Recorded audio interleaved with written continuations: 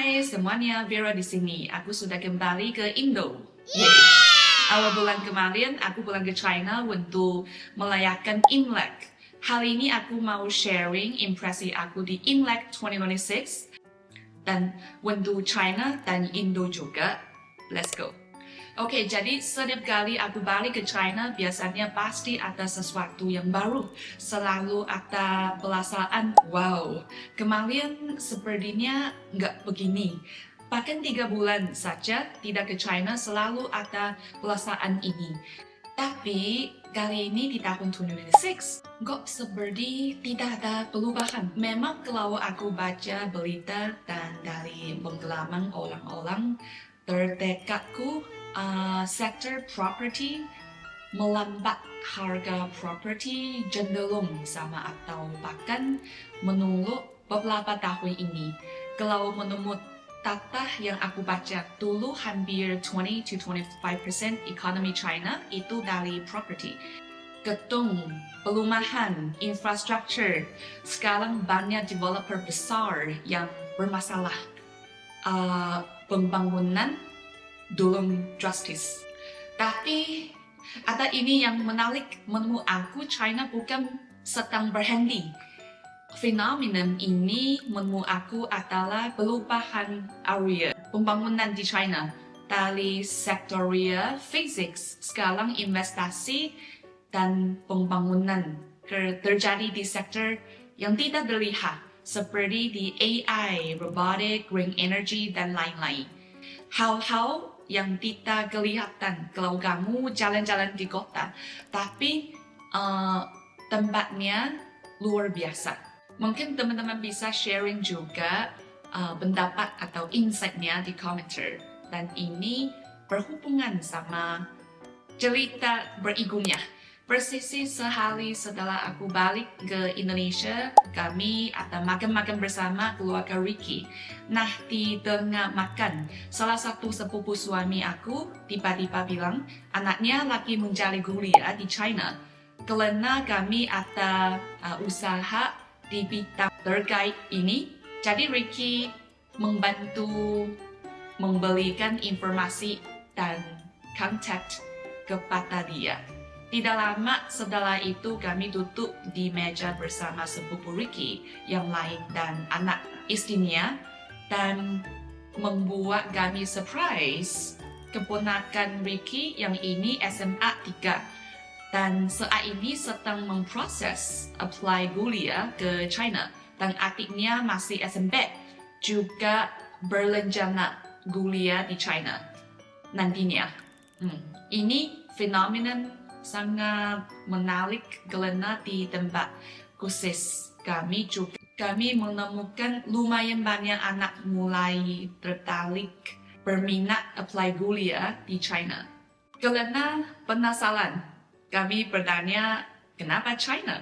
Kenapa enggak di uni lokal atau US atau Australia seperti biasa?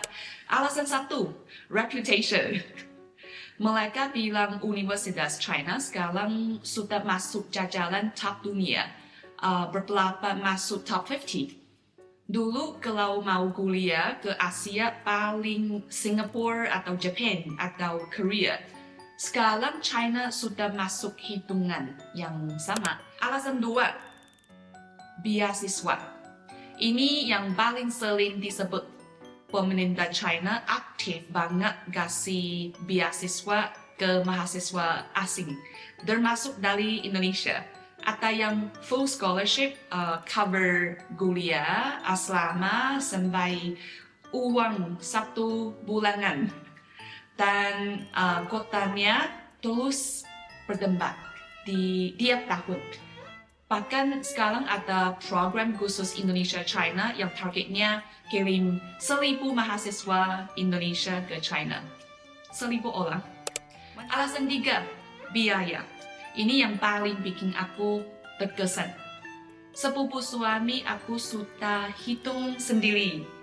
Biaya kuliah plus biaya hidup di China ternyata tidak jauh beda dengan kuliah di universitas swasta di Indonesia. Dan kalau dapat beasiswa, bahkan lebih murah.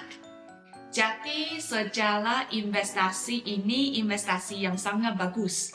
Bisa mendapat kesempatan belajar di luar negeri, di kampus dengan yang reputation baik, di global, dan juga bisa belajar bahasa Mandarin.